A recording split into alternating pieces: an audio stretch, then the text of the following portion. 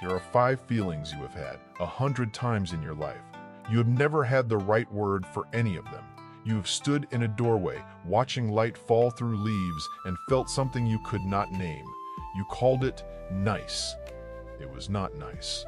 It was something else entirely, and some part of you knew it the moment you tried to explain it to someone, and the words came out flat. You have looked at a chipped teacup, a cracked floor tile, a worn pair of boots, and felt a strange tenderness toward the damage itself. English has no word for that. You just felt confused and moved on, and maybe even felt a little embarrassed for noticing it all. You met someone once for 30 seconds in a hallway or waiting room or a friend's kitchen, and some part of you already knew. Not love yet, something before love, a premonition. You called it a crush. It was not a crush. This is not a small problem. The words you have access to determine the feelings you are allowed to take seriously. If you cannot name a feeling, you cannot trust it. You doubt it. You talk yourself out of it. You call it nothing. You call it overthinking.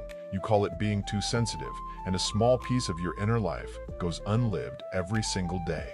Most people will live their entire life experiencing these 5 things on repeat and never once have a name to hang on any of them.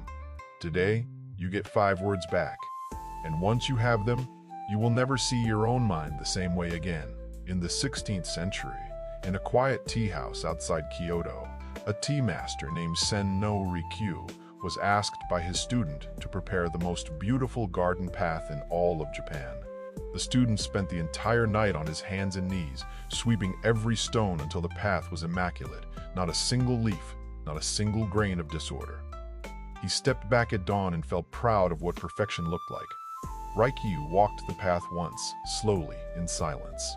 Then he reached up, took hold of a low branch above the stones, and shook it. Leaves scattered across the path his student had spent all night perfecting. The student was furious. He thought his teacher had ruined his work in front of him on purpose. Rikyū said nothing at first. He simply knelt down and pointed at the ground, at one particular leaf resting against the stone. The leaves were not mess. They were what a flawless path had been missing the entire time. Rikyū had spent his life training the wealthiest, most powerful men in Japan, men who owned everything, who could buy any object they wanted, to notice the things they had been trained their entire lives to overlook. A bowl with a single crack in its glaze, a flower already closing for the evening, more honest than one in full bloom. The particular gray of the light just before rain, different from the gray of any other hour. He did not believe beauty needed to be perfect to matter. He believed perfection was actually a kind of blindness, a polished surface that gave the eye nothing to actually stop and look at. In 1591, his own student, Hideyoshi, the most powerful man in all of Japan, ordered him to take his own life over a political dispute that had nothing to do with tea at all. Rikyū was given time before the sentence was carried out.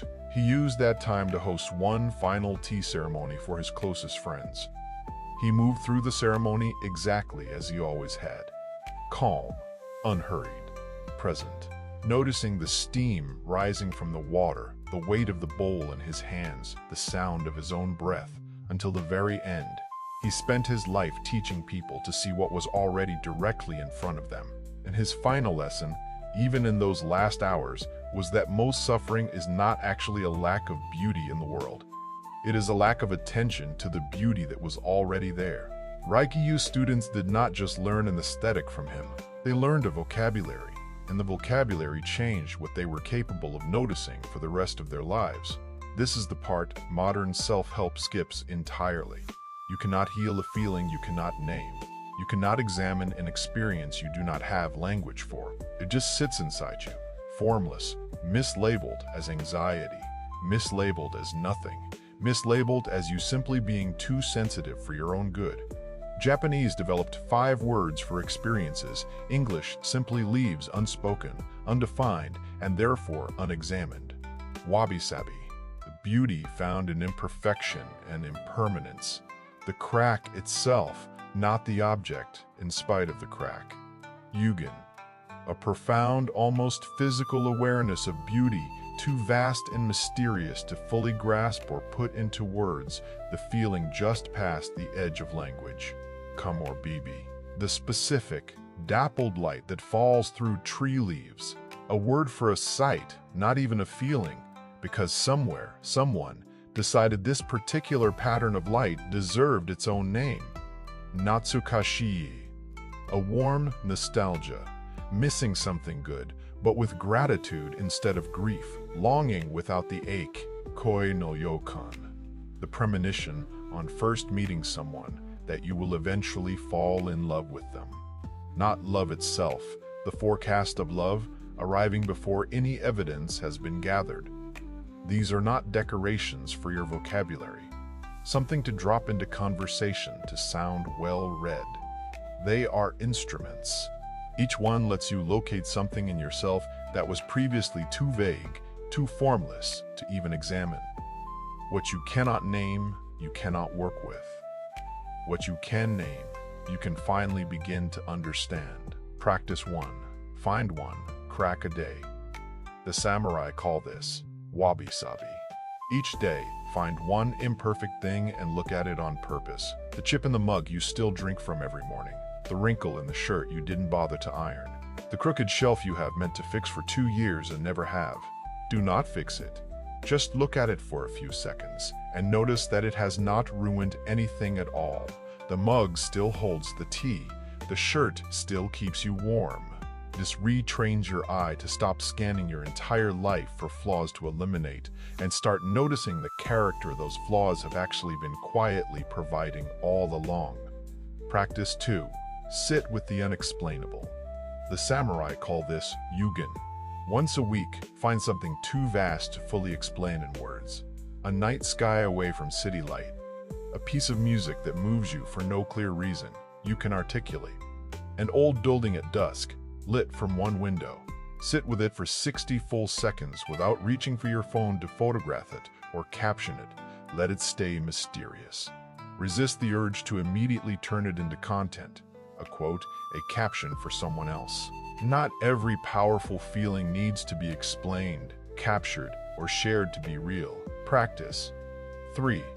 Notice the light. The samurai call this komorebi. Once a day, find a place where light is broken into pieces, falling through leaves, slicing through window blinds, slipping through a half-closed door. Stop walking.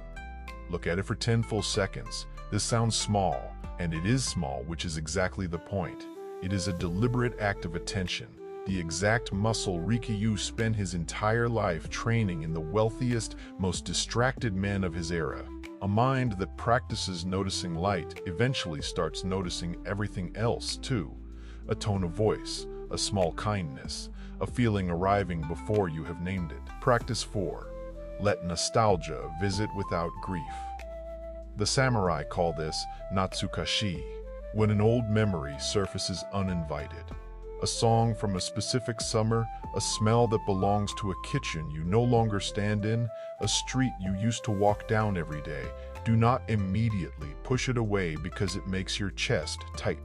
Let it sit for a moment, as warmth instead of as loss. Say to yourself, quietly, this was good, and I'm allowed to feel grateful that it happened, instead of grieving that it ended. The same memory can be either one. You get to choose which.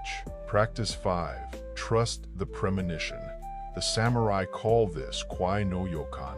The next time you meet someone and feel an inexplicable pull toward them, a friend, a mentor, sometimes someone romantic, do not immediately rationalize it away or dismiss it as nothing, as coincidence, as your imagination running ahead of the facts. Write it down, just one line, in a notes app or a journal the same day it happens. Not every premonition becomes something real, but the ones that do are almost always the ones people almost talk themselves out of taking seriously. I used to think I simply wasn't a very perceptive person. Things that seemed to move other people deeply never seemed to land for me in quite the same way, and I quietly assumed something was missing in me. It was not that I could not feel them. It was that I had no word for what I was feeling, so I assumed I was not feeling anything at all worth paying attention to. The moment I actually learned these 5 words, properly learned them, not just memorized them, I started noticing 5 things a day that I had been walking directly past my entire life.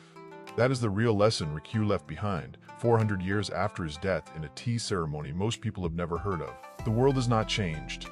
Your capacity to notice it has simply been asleep, waiting this whole time for the right language to wake it back up. Tell me in the comments, which of these 5 words did you feel long before you ever had a name for it? Thank you for spending this time with me. I will see you in the next one.